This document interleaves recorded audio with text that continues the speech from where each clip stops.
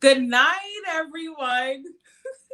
My name is Thea Star, aka Empress T of Empress Royale Publishing, where everything tells a story. Tonight, I have a special treat for you. We are going to start the After the Ring series. We have joining with us Elvin and Mandella Peters. I'm going to give them some time to introduce themselves. Welcome. Thank you, Thea, and hello to everyone. My name is Elvin, My name is Mandella. and we are from St. Vincent and the Grenadines, and we're married almost 2 years now, and we're excited to be a part of this series. Thank you very much. So, to all the Vincies, you guys tonight. Okay, so let's just start. What did you think about the first time you met your spouse? Was it love at first sight? Hey. Well, I think we have to give a little Background.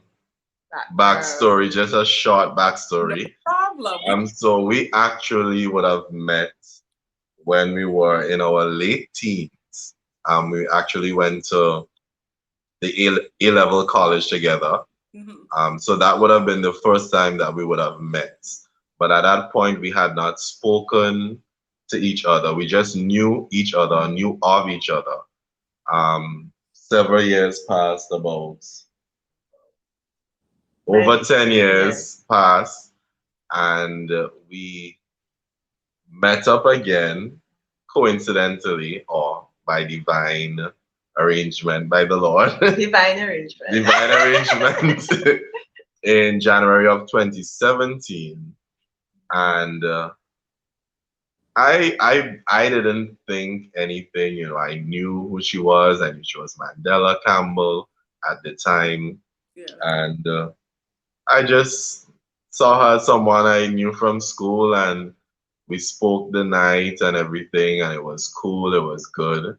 And after that, for about a year, we a year or some months, we would encounter each other randomly, Mhm. probably driving. I would see her in town, go to a Christian event, maybe a concert or something, and I would see her there, but I didn't think anything of it. It wasn't until we started to spend, not even spend time, we would just correspond through, I think, WhatsApp, and we would see each other in different Christian circles.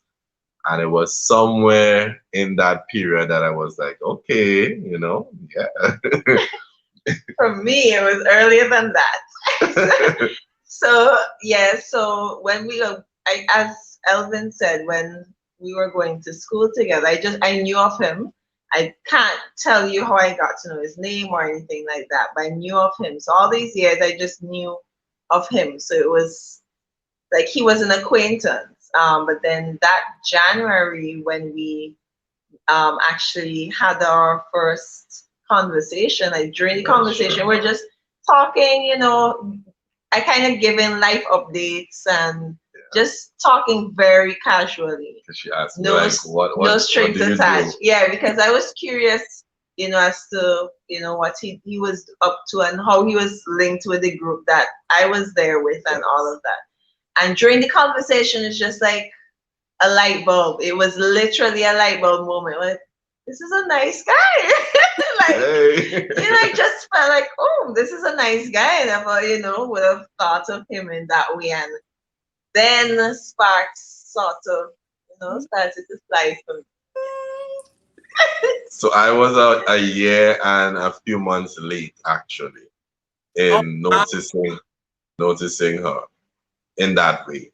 Okay. So it wasn't love at first sight. It took some No, time. No, no. yeah. Okay. All right. If you had to define marriage, what words would you use?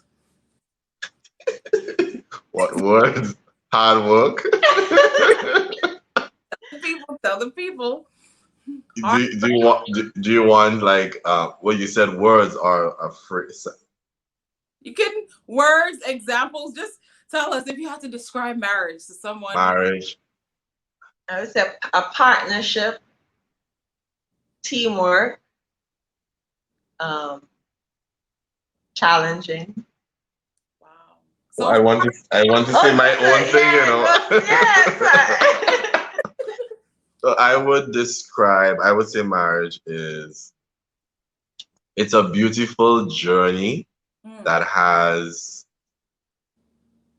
there are flowers along the way, but there are also little cracks in the road, there are bumps in the road, there are hurdles that you have to overcome. But all in all, everything coming together, it's a beautiful thing. It's hard work. It takes a lot of selflessness, mm, which as Sacrifice. human beings we don't like selflessness. You know, you have to put the other person first. You have to be willing to be Humble. humble. Yes, mm. humility is the word Humility I is a would big use. thing. Um, being teachable and love, and not love according to Hollywood. our society or that kind of thing, but love according to the Word of God, according to First Corinthians chapter 13. It's also fun. Yes, Oh, Yes. yes. whew, 'cause I was like, Yes. It's also fun Yes, and making good memories together. yes. Yeah. It's about friendship and companionship as well. Yeah. so you guys heard it's fun too. Yeah, yes, it's Yes, fun. it is. It It is is. It fun. is. It actually, Thea, it's for us, based on what some persons would have, people who are married would have said, some people would say, the first year is like the roughest year, or the first 5 years or so on. So we went in there, kind of tiptoeing, like, okay, what will it be like? Mhm. And we were surprised, for us, that we had a really good first year. And even into our second, it has been going really good. Yes, there have been challenges along the way. We've had conflicts, continually have conflicts. Every couple has it. But I think what helps us is the fact that apart from the fact that we're friends and we enjoy each other, we're also, we have some skills in terms of conflict resolution, that helps us And we're because also growing in it as well. yes, Yeah. and we have grown and we're Continue continuing to to grow. grow That because we definitely have grown since we got married in that area. after the ring, these are things that happen. So you guys have learned a lot after Yes. they Yeah. found here, the I do's, after all of that, life happened, right? Yes. Yes, definitely. Mhm. Okay, next question. What makes marriage unique and different from any other human relationship? I think intimacy, because that's the relationship that you're basically bare before that other person. Mm, There's just certain things, marriage entails that no other relationship would entail, or have. This is a person that you're going to be having sex with, mhm, and as a result of that, that in itself, I think that is a very, it's not just a physical thing, but I think it's spiritual as well, in the sense of it really unites both persons. I think that's part of becoming one. So I think that is something that is unique about marriage, and you see that person in a light that many other persons would not see, because you mm. live together, You see the good, the bad, and the the ugly. ugly. I don't have any ugly parts though. Yeah, so I think that is a very unique part about it. For me as well, from like a biblical basis, Like that's the relationship that's used to give an example of Christ's relationship with the church. Yeah. So it's unique in this sense that it carries a greater responsibility, especially for believers, Christians, like knowing that this relationship is exemplifying to the world what the relationship between Christ and the church should be like. It's I think you have a greater burden to make it work and to show a good example. So that makes it unique in to me. Okay, wow. Good information and great insight. The comparison, which is so true, between Jesus Christ and the church. Yeah. A man shall leave his father and mother and cleave to his wife, and the two shall become one flesh. What do you think it means to be one flesh?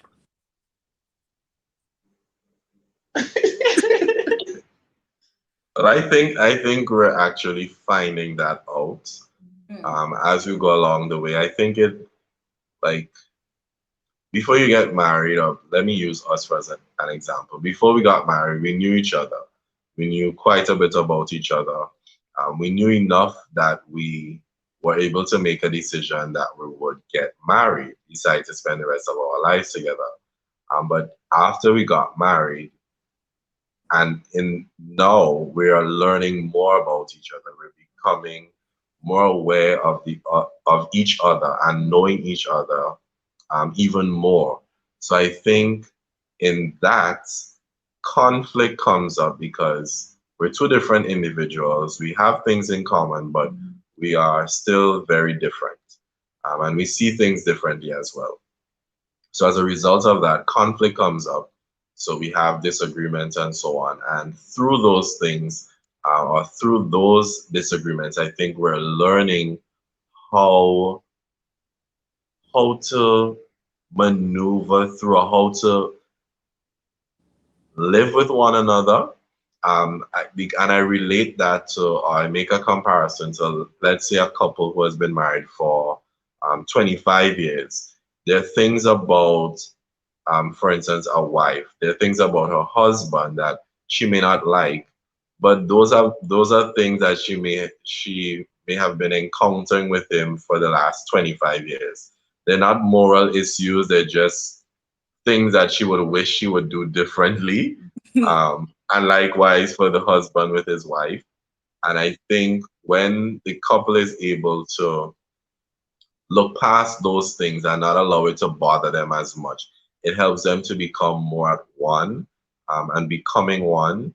And I think even when I mentioned a little while ago in terms of the spiritual aspect of becoming one, I don't I'm not sure if I fully understand it yet, but that is how I would term it. Yeah, so far.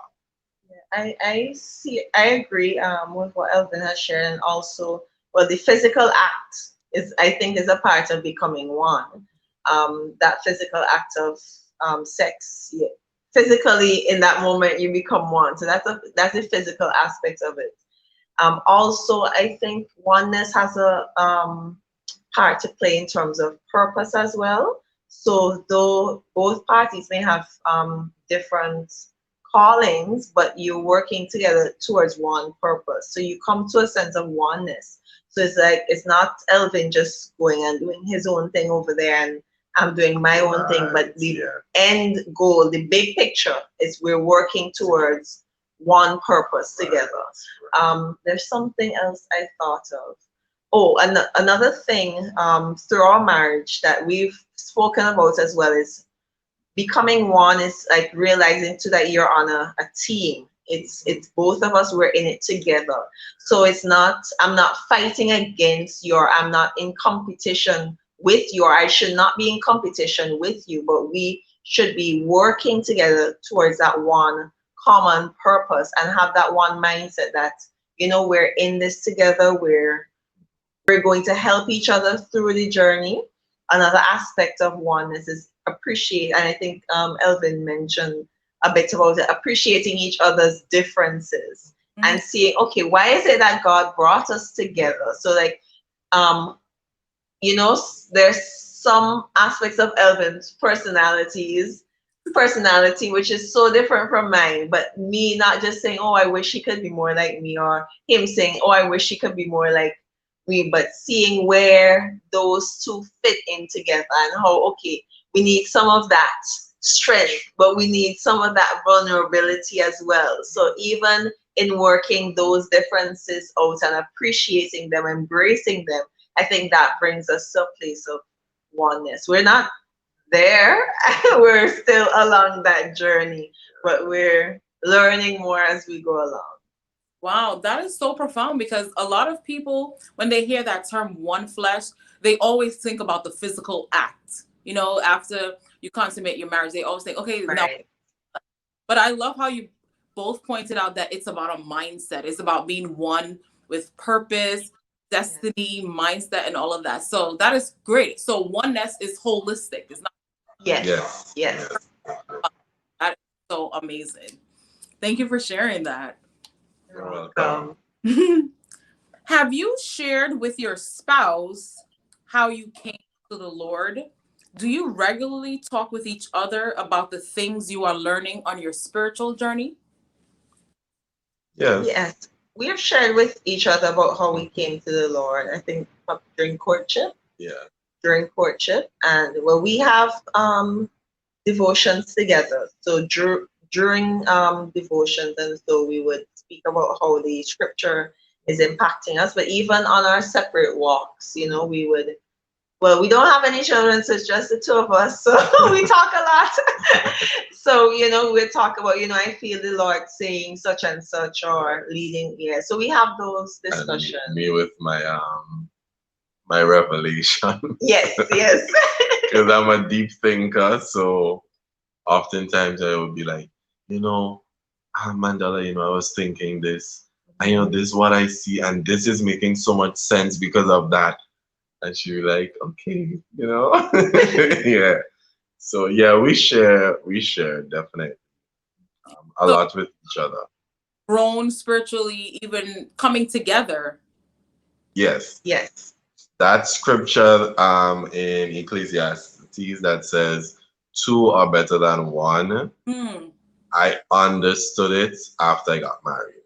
It made sense. It was like, okay, this is what it meant. Yeah. Oh, can you give us a little more insight in case somebody? And Oh, sure. yeah. So for instance, like I think we are better. We were fine being single, you Hmm. know. Singleness, there's nothing wrong with singleness. There's nothing wrong in being single. But coming together as a couple, we complement each other, and I think we help each other. So there's a benefit for us of being together rather than being apart. For instance, I'm a pastor, and I was pastoring as a single man for about 3 years, I think, before I got married. Yeah. And now that I am married, it's it's somewhat, I wouldn't say it's easier, but the fact that I know that my wife is there, she's 100% on my side, she's supporting me, that helps me, that encourages me, that motivates me. So having her there, it helps rather than opposed to me just being single and being there. Yes, the congregation is there to support their other leaders, but that support still isn't the same like how my wife would support. Yeah. And So, even, okay. sorry. Yeah, so even in terms of like, spiritual growth, we're able to encourage each other. We're able to give those nudges when it is that, because there is not all the time, even along the spiritual journey, you won't always be on a high. There's sometimes you go through lows and what's not. So if it is that, I'm on a low, he would be there, he would be able to encourage me and vice versa. So that has been very helpful as well. Okay, I have a question for you, Mandela, because not only are you a wife, but you're also a pastor's wife, and you also have your own calling. So can you share with us, especially like some women who feel led to marry a pastor, or know for a fact that their husband is going to be a pastor? How important is it for the wife? Because I heard someone share with me that the wife should be an intercessor for her husband. How important experience? How true is that? It's so true. It's very, I mean, I think in any role your husband may be in, it's important to be there to, I mean, for both spouses to be there to pray up each other. But even more so, as a spiritual lead, as a pastor, it's important for me to pray him up, to be his cheerleader, to be his encourager, to be, even to see godly wisdom, so that I need to be connected to the Lord to hear from him. So if it is that he's relating this challenge or a problem, that I would be able to give godly advice. If you, who was it, Abigail? Abigail with, and Nabal was her husband, and Nabal was, he wanted to do wrong, and then she was there to give godly advice. He didn't listen, but at least she was there to give godly advice, and because of whatever relationship she may have had with the Lord. So I see my role as very, very key, critical, to be there, as his intercessor, his cheerleader, his support, and to just encourage him along the way. Wow. So, ladies, before you get married, make sure that you have your connection with God. Make sure that you are praying, because Yes. it's gonna be like, I wouldn't say double prayer, but you're gonna have to pray even more after you're married, especially when you marry a man. Yes. Yeah, could I say add something? So, from my perspective as a husband, as a man, um, my wife also has insight. Mm. There are things that I may not necessarily see or I Wow. may not pick up on, and she may say, honey, XYZ. Sometimes I may not listen. I'll be like, that's not making any sense. Mm. You're reading in too much into something, or, you know, why? I may just brush it off. But I'm realizing, and I often joke with her, I, I normally say this to her. When she says something and it's right, I'm like, okay, husbands, obey your wife in the Lord, for this is right. That's a good one. you know, not that I'm trying to rewrite the scripture, but it just brings out the essence of that. Even as a husband, even though I'm the head of our home, Yeah. I lead us and so on, that she also has insight, and she also has a relationship with the Lord that she can also help, and she can also assist, and God also speaks to her. So it's not that I always have the answers or I always see things the way that they should go, because as much as marriage is to represent that relationship between Christ and the church, and Christ being perfect, the thing is that I am an imperfect person. So I need, I will make mistakes at time. I may not see things and so on. So she I think picks up where I may lack in some areas. and and even for wives giving the insight or suggestions, it's so important how it's done, so that it's not like, oh, you have to do this, or whatever, like you're demanding it. But you can give a suggestion, I think such and such, you can consider, or have you considered X, Y, and Z. So in giving, you can give gentle nudges, or don't be forceful with it, because then it may not be accepted, just because of the way in which More than you likely, it approach. won't be Yeah, it won't be accepted. accepted. But it's so. I was thinking, as well as Elvin was speaking, it's so important, especially as a pastor's wife, or the wife of somebody in ministry, to be careful of even the words that they say, so that even if it is that you see your husband doing something that you may not be in agreement with, the way that you would address it, it's you really have to seek godly wisdom for that, because you don't want to be pulling him down or tearing him down or bringing him down to size, as some people say. But anything, you have to think of, this is the man I love. I want the best for him. I want God's best for him. So how can I bring across this information in a way that would help him eventually, but not hurt him by the way I say or by what I say. Sounds like a wise woman. She is. Do you feel that you understand each other? If not, what can you do to improve this?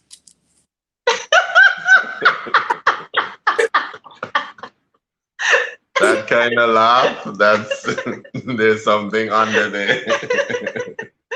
You could go first.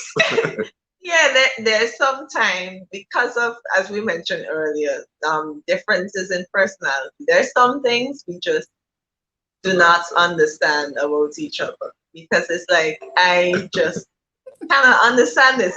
It's nothing. Difference in perspective. Yeah, difference in perspective. It's like, I just can't understand. I can't understand how is it that you have this perspective, or there are just things that I can't understand. There are things that I have determined I can't understand. I may never understand, so I will accept and adjust what's not. So there are things that I've learned or I have gotten to understand though. So there are things through conversation, through many discussions, through going back to like childhood, and talking about, okay, this is how I grew up, this is what happened, this is what I would have experienced.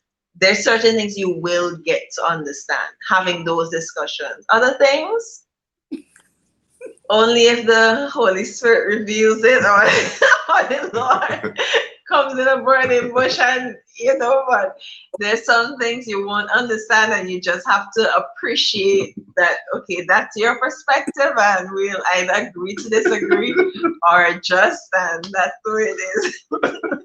Just laughing really hard, so. Yeah, I think I agree that we do know each other. There are definitely things like, maybe somebody could ask me a question, my wife may not be there to answer it, but in relation to her, and I can give them an answer. No, she's not gonna like this. Yes, she's gonna like it. Um, this is how she may respond, etc., and so on. But then there are also those aspects where we're still getting to know each other and still trying to understand each other. And I think, and Mandela mentioned it, sometimes it going back to childhood, because how we were raised, that plays a part in how we are now as adults. And more, I'm realizing that what happens or what takes place in childhood, it really grooms an individual into who they become as an adult. It's not that necessarily that they have to stay that way, but it plays a very big part in grooming that person, their personality, particular characteristics, traits, even perception, because I think perception is also an area why, or it's the cause, or it could lead to conflict, because it's like both of us are looking at the same picture.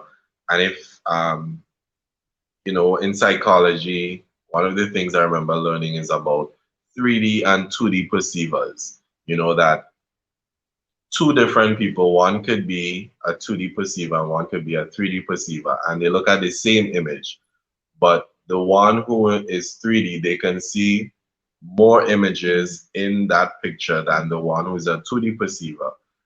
But it's the same picture, but they just see it differently. And I think that's what happens with us, in because we've had many conversations, and sometimes the conversations are the same conversations over and over again.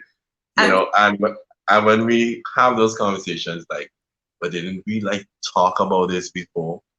And I think it's still, even though it seems like it's repetitive and we've done it before. It helps because part of it is that some of the things that we talk about, it's a particular way that I or she may have been looking at something for years. I mean, we're into our 30s, early 30s, and it's like we've been living like so long on this earth doing things a particular way, and then now you just come on this scene. Yes, you wifey, you hubby, but like, hello, I've been like this for like 20 something years. Am I just supposed to change it in the twinkling of an eye? So it takes time, and there are some areas where we have definitely seen growth in, and there are other areas that we're continuing to see growth. And I think that is what marriage is. It's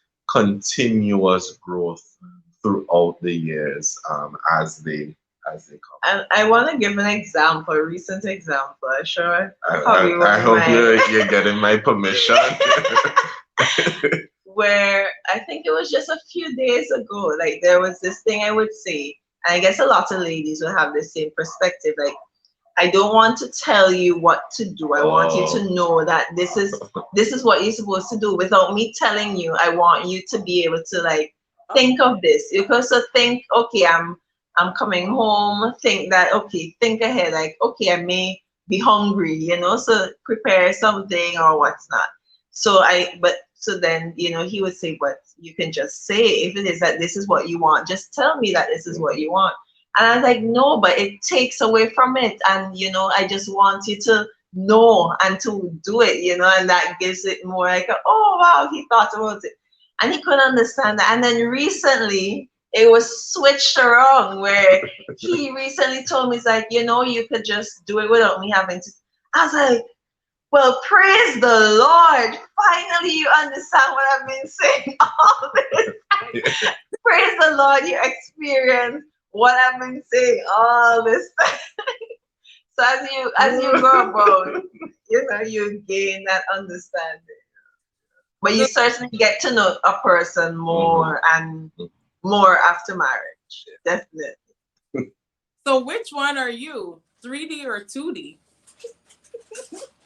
I don't even I know. don't know. Um,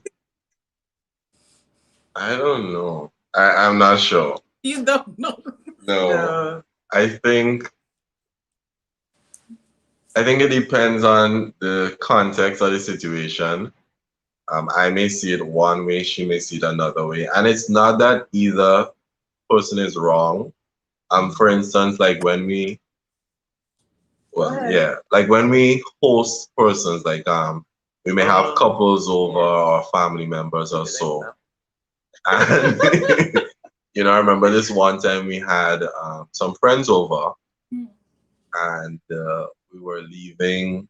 We were leaving to go to the beach because we live close Oh, by, yeah. and we were leaving to go to the beach. And they were already in their vehicles and were waiting on us to lock up and so on. And they had children, and the children were eager to go to the beach. Like for the last we 3 hours or so, they were constantly, is it time to go to the beach yet? Are we ready to go to the beach? Because they're children. We're having adult conversation. They're like, Bored. let's go to the beach. And in my mind, it's like, okay, we're late. The longer we take here at home is the less time we will have at the beach, and the children want to be at the beach, etc. We've had them waiting long.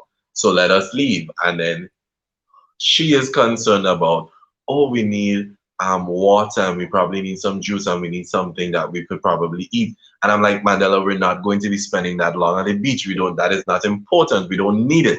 The people are in the vehicle. Let us go. And she's like, but you may not see it as important, but that is, and I'm like, but it's not important. Let us go. I just left and I went into the car, and she came up and what's that, and she had water and juice, Juice and I and think glasses. glasses and Snack. Yeah, I maybe had one or like two little peanuts or something like snacks or that. so. And we didn't spend long on the beach. We were just there like maybe an hour or hour and a half, maybe an hour.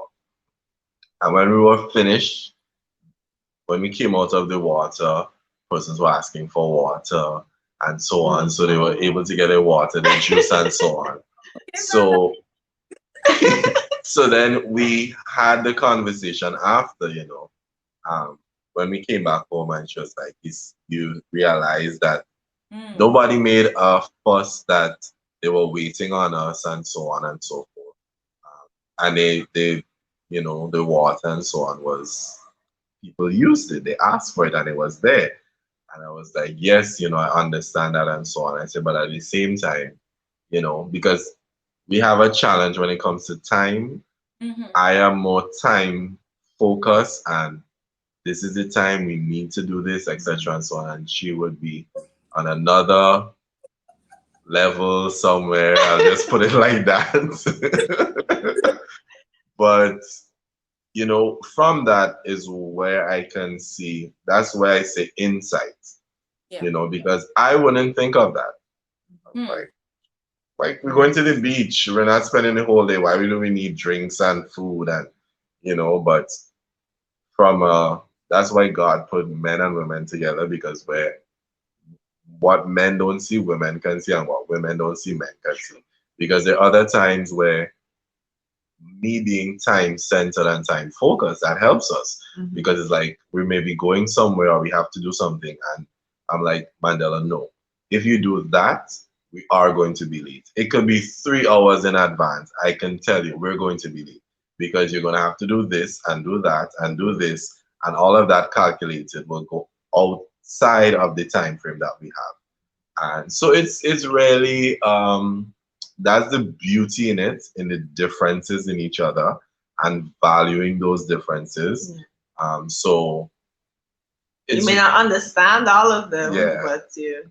because I don't understand a number of things. Like the food thing, it's, even though I saw that people needed it, to me it's like, but would they die? No.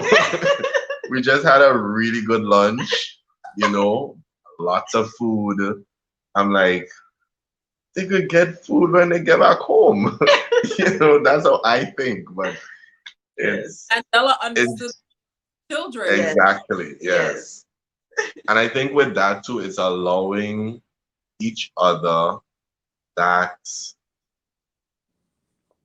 space, Mm. allowing each other that space to be that person. Yeah.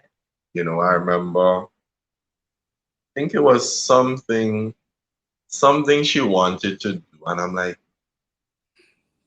she was seeing something that needed to be done. I was Right. like, but just leave it alone, like, Somebody will do it. and she's like, but I think it should be done, and I'm like, but why you think you need to do it?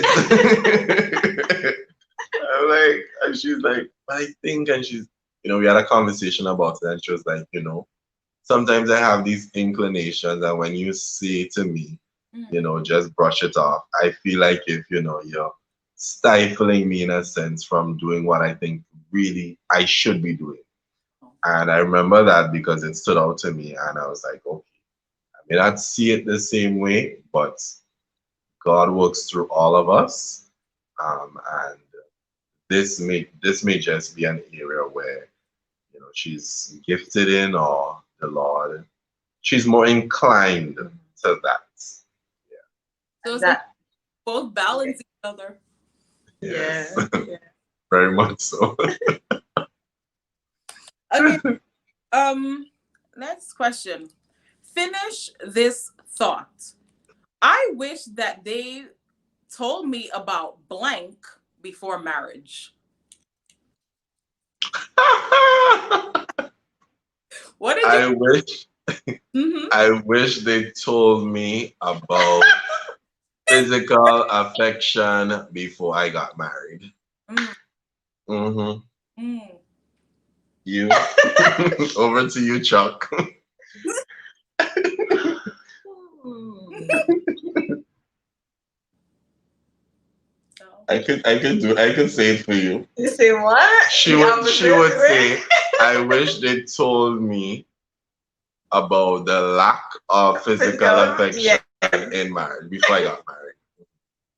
Because that's an area where be a challenge because I am not inclined to physical affection. I don't like too much touching and Hugging and hugging, and cuddling and it's and I it am overwhelms me. Miss cuddly, touchy, feely, Yes. kissy. That's me. So it's like me, I'm here, Like night and day. physical affection here, and she's like physical affection here. So it really is like it's not balanced. It's not even. Yes. So there's a challenge that we've been working through, and I think that is probably one of the bigger things that we're working through Yeah. because from early up since we got married, that's been one of the things that we've been dealing And I would not have known that aspect before marriage because we were so strict in maintaining boundaries and purity. So even with. That's like, it, discipline. okay, Strict. we were strict. We were disciplined. And so we didn't kiss before marriage. We like hugs were like very short.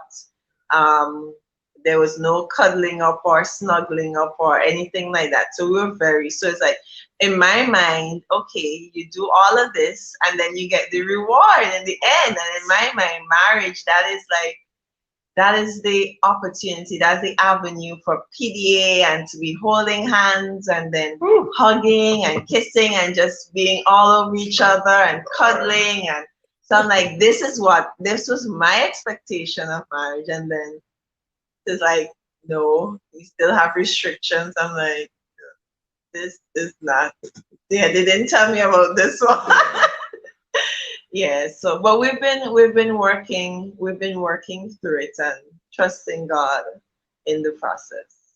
So And because you say you're not like heavy into PDA. So before you got married, it was like, okay, I can do this. But then afterward, you like shocked at the level, like, whoa.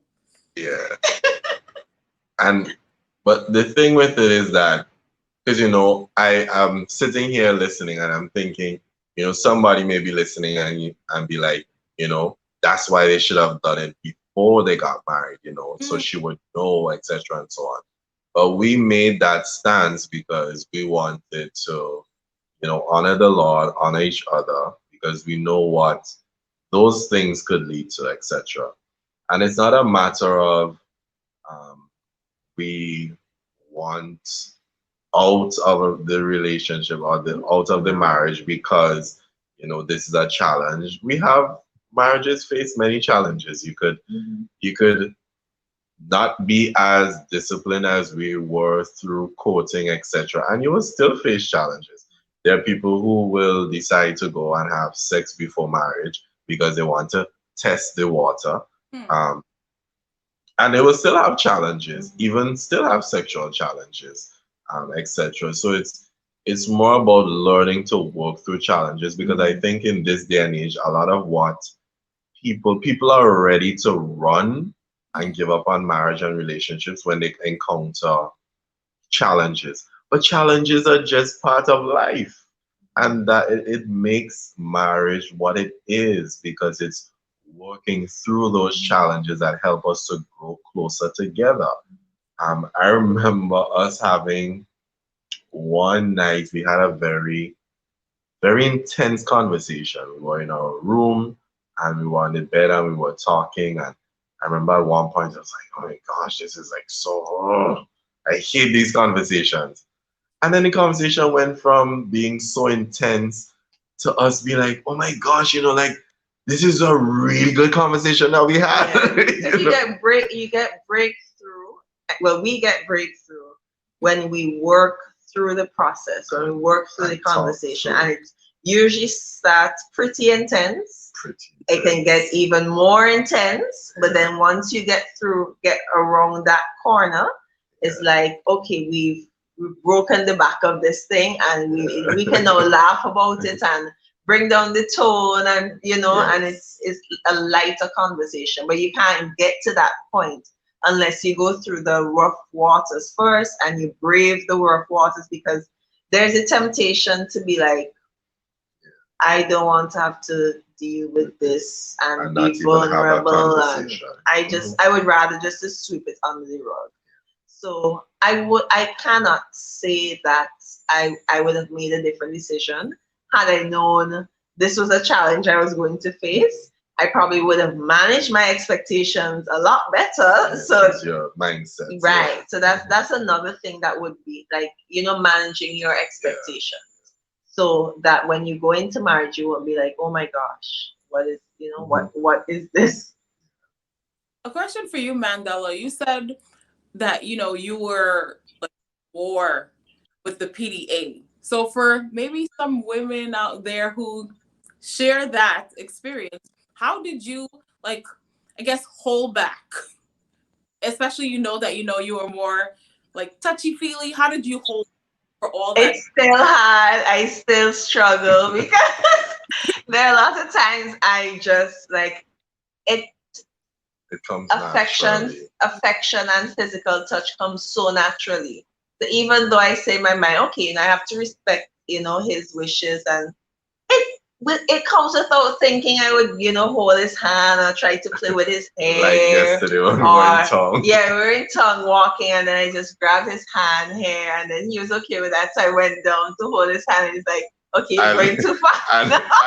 as because I know her so good, so I know she's gonna be comfortable here, and then with that comfort, she's Yeah. just gonna ease her way down. So fist. I made a fist out of my fingers. So as she came down, she felt the fist, so she knew. And then she was like, "Oh, and then I said, but you were going so well. Why did you go off track?" you know. And then she was like, "Oh, so holding up here was okay." I was like, "Yeah, it's fine." So and to those who are listening, it's not that, it's just a matter of me saying, okay, I don't like it, and she just needs to get used to it or anything. It's actually us working through it. When we say we're working through the challenge, it's that I am seeking to make intentional steps towards meeting that need for her. And also in the process, even as I am getting there, she's being patient with me um, through that process. And We don't always get it right, it's it's up challenging and to be down. patient. It's really challenging at times to hold back. But I think being intentional and conscious, because I told you unconscious, I would just be like, Yeah. all over him, but just pulling back in the moment and just, being conscious. Okay, this is something he's trying to get accustomed to, so don't throw all on him and then it's like, oh, so just try little by little. And one of the things that we were learning in that process is to allow him to initiate. So basically, because he's not that touchy feely person, I would be the one, to initiate in terms of trying to hold hands or so, but giving him as well the space to do that. That has helped a lot. But it's challenging to hold back. It is it is. I can't give a recipe for how to do it because I'm still learning and struggling. But yeah, I'm hoping he gets up to my level. That's like, He's like, I could probably come down a little notch. like in the stores when you go to buy cologne, there's the I think it's they have the different sizes, and then there's the small size that's just like the the South. tester, the sample. Yes. So I'm like the sample, The whole bar. and she's like the biggest size bottle. So you can imagine that. So me coming up to there is like, it seems sort of far fetched for me, but It's with possible. anything the Lord is, Yes. with the Lord anything is possible. She can, those sample bottles are for refill, so she could just keep refilling. Oh Sure. yes, Yeah. And we have a lot of people who are over the age of 30, and I created this platform for them because I've had a lot of people ask me questions women, men who are over 30. So this question is for you. What advice would you give to those over 30 who still haven't found the one or been found, and they honestly feel like God's forgotten about them? I had someone who I know, she's over 40, and I know there are people who are even older than that. And it's not really about age, but when you turn the big 30, it's like you question a lot of things, you look back at your life. So what advice would you give to those still waiting after the big 30? Well, for me, I can say that I can relate to it because when I got married, I got married at 30, and I thought I would have gotten married maximum by 26. Wow. You know, and then I was in a circle of friends where, like, literally all of my friends, all of my male friends, would have gotten married before me. So I would have been the faithful groomsman. Hmm. I would be Yeah. in this one's wedding. I remember one month I was a groomsman the first Saturday, and then 2 Saturdays later I was a groomsman again. Real supporting my friends, and we were really I was really happy for them. But at the same time, it was like I felt like God had forgotten me. I was still single. Some of these friends, they had children, some had two. And I'm like, is it everybody getting married and I'm just there single? And God, have you forgotten me? And so on. I even remember one day this was interesting because I only realized this, I think, after I got married.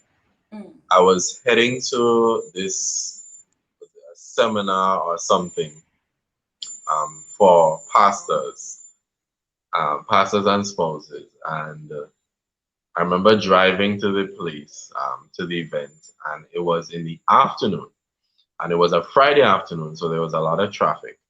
And while I was in traffic driving, in front of me, the vehicle in front of me was actually a former classmate of mine. And him and his wife he was driving and his wife was in the passenger seat. And I could see them talking and stuff and so on. And, I guess they're catching up on the day and so on. I was like, I looked at the vehicle in front and then I looked at my passenger side, and it was bare. There was nothing there. There was nothing. And I remember touching the passenger seat and I was like, Lord, do it for me. Do it for me, Jesus. Do it for me, Lord. And without me even knowing, saying that, looking back at it, that event that I went to, Mandela was actually one of the presenters.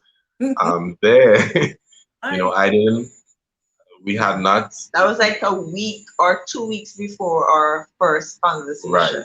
So I saw and I was like, oh, Mandela is here. She's presenting. Um, Hmm. but I didn't think anything of it. But not knowing that about 2 years later, this would be the woman that I'll get married to. In the past, and who would be in the passengers? And who would be in the passenger seat, that's true. And sometimes in the driver's seat as well. Yeah, so I say all of that to say, that I can relate to those persons. Their feelings are, real, they're valid, and so on.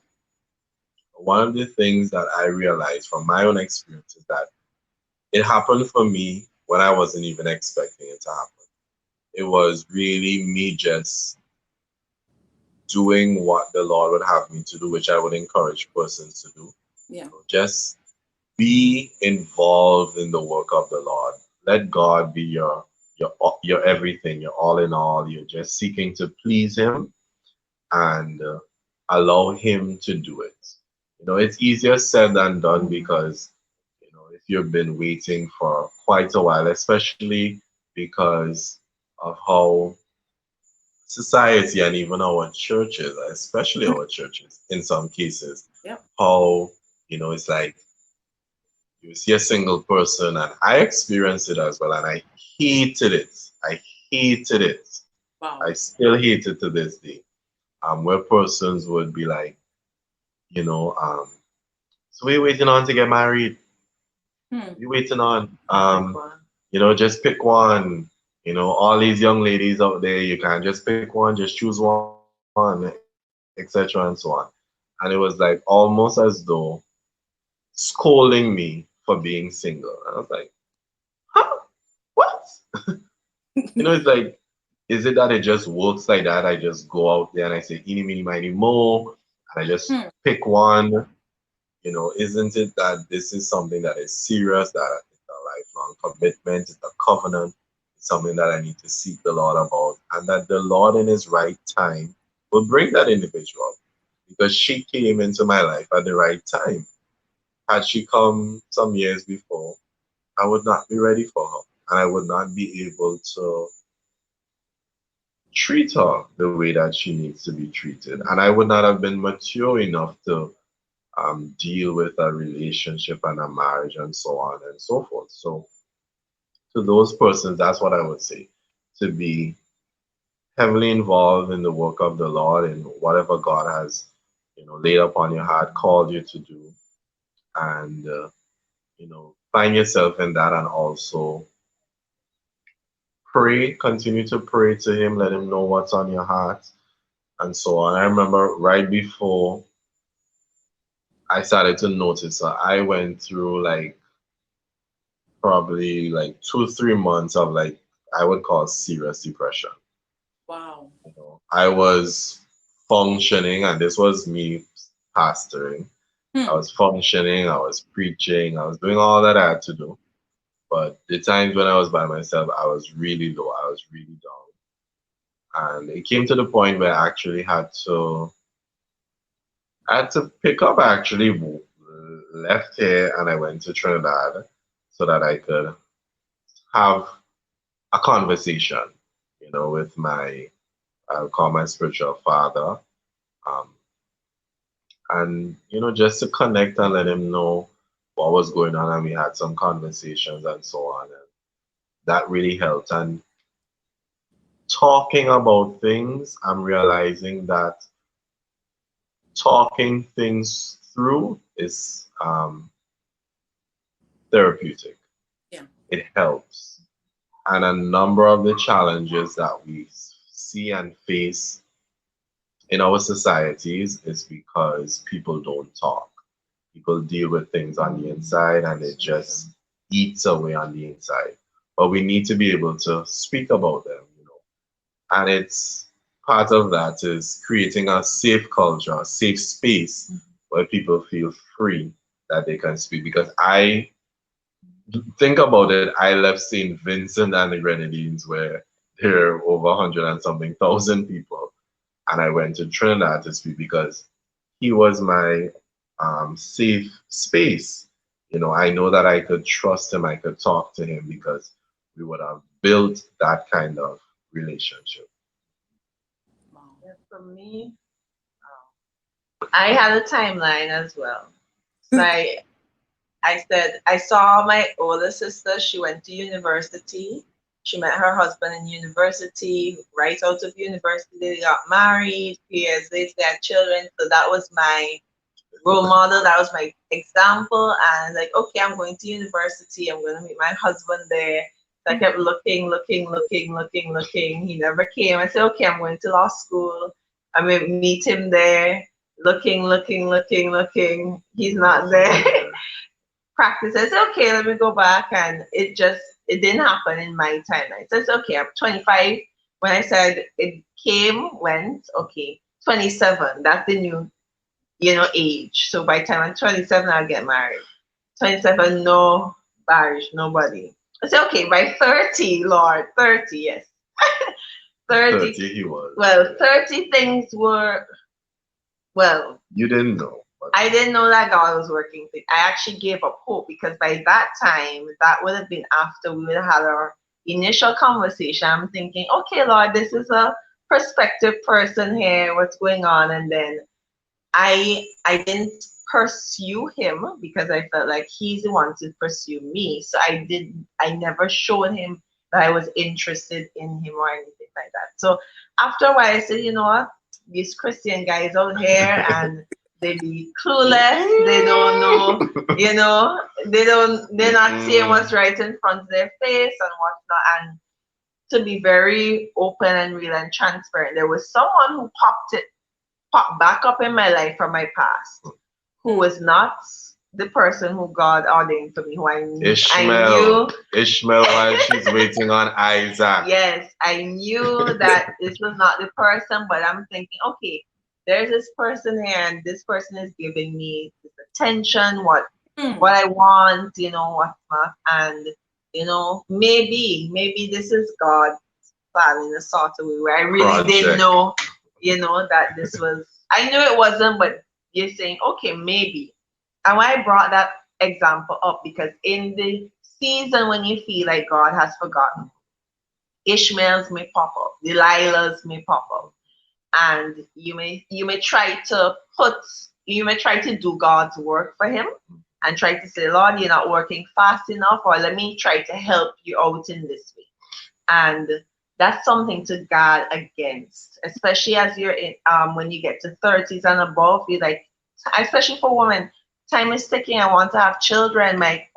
It's so real. It's only at a certain point until I can have children. All these things you may want to make things happen, but if I had continued along that path with that friendship, then I would not have been here today, and I don't know what other direction my life may have gone in. And I got to get to a place where, even though I didn't know that anything was going to materialize with Elvin, I had to say, Lord, I have to honor you regardless and let go of this, and whatever happens, I'm trusting you to bring that right person along. I'm really trusting you, and he did, and I thank God that I had enough sense to let go, and that he led me by his spirit to do that, because I would have missed out on this gem of a man. Come on now. But yeah, so saying all that to say that even when you feel like God has forgotten, as Elvin said, one of the things is to talk about it, and even to talk to God. Like, we've been going through the Psalms recently, and so many times the psalmist is like, Lord, I feel, like you've forsaken. And then he comes back and says, but I know that, you're with me and you're going to deliver me or whatnot. So it's okay. And I would advise you to express your feelings to God. Express that, Lord, what's happening? Where is my spouse? I'm waiting. Everybody's getting married. Time's running out. And allow God to even comfort you and bring you back to the place where you can say, Lord, in spite of I'm not seeing XYZ lining up, I still will trust you, and I still will honor you, because at the end of the day, you are still worthy. Spouse or no spouse, you are still worthy, and I will still honor you, and I will still wait, because waiting for God's best is better than getting second best and living a life in misery. I'm a lawyer, and I've seen lives just being destroyed through divorce. So and I often wonder to myself, I'm like, these parties were once in love. They once made these vows, and now they can't stand each other. So I'm thinking, I don't know in all situations, because there's sometimes people start off, on good ground, and then, things happen for one reason or the other. But I always say, and I said that when I was single and waiting, I'd rather be single and happy and content in the Lord than in a marriage and going through hell, or eventually having to divorce. And the place of contentment is what I had to strive towards during my single days, to enjoy the time that I was single. So I traveled, I could go on, like, I remember my spiritual parents in Trinidad, they used to have these crusades shortly after I left Trinidad. And I used to travel almost every month back to Trinidad, because yes, I have my little salary, but still I don't have any children to mind. I don't have any husband to answer to. So I can pick up and go at the drop of the hat. I can be free. So I learned to enjoy those moments, enjoy my singlehood, because I knew once my season of marriage came, it would be a different story. I can't just go wherever I want to go. I have to say, honey, such and such is happening or so on.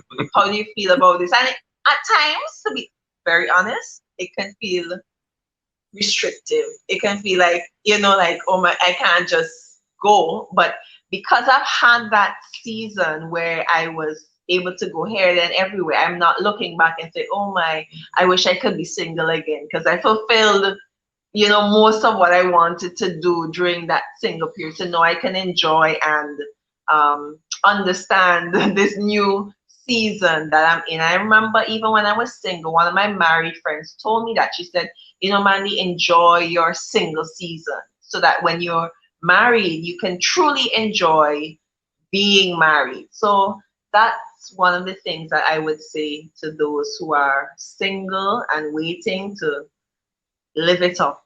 Enjoy it. Enjoy it. And I mean, it's hard. It's hard at times, but it's okay for it to be hard and to know that it is okay for it to be hard. So they would have shared with us about preparing, you know, working for the Lord, doing ministry, enjoying your life. And at the end of the day, God's timing is perfect. Because as we Yes. would have shared, if she would have gone with that Ishmael, she would not be sitting to her Isaac today, That's Right. right. blushing and being all excited. Yeah, that's an encouragement to all of you who are over that big 3-0. Just wait on God. I know that is so hard to hear. And everybody say, it's easier said than done. Mandela explained that it's hard. And that's the It Mhm. is. Yeah. reality of it. It is hard, but God's timing is perfect. And no matter how old you are, He knows when your Isaac will come. Hey, ladies.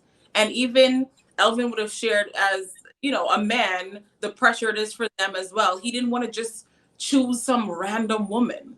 He waited and he got a gem of a wife in Mandela.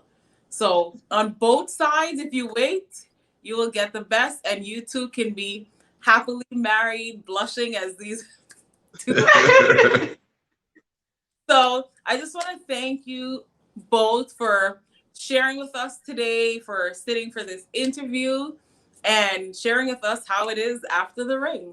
So thank you very much. I appreciate you both very much.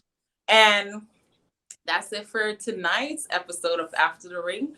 My name is Thea Star, aka Empress T of Empress Royale Publishing, where everything tells a story. So I thank Elvin and Mandela for telling their story. Good night. You're welcome. You're Good welcome. night.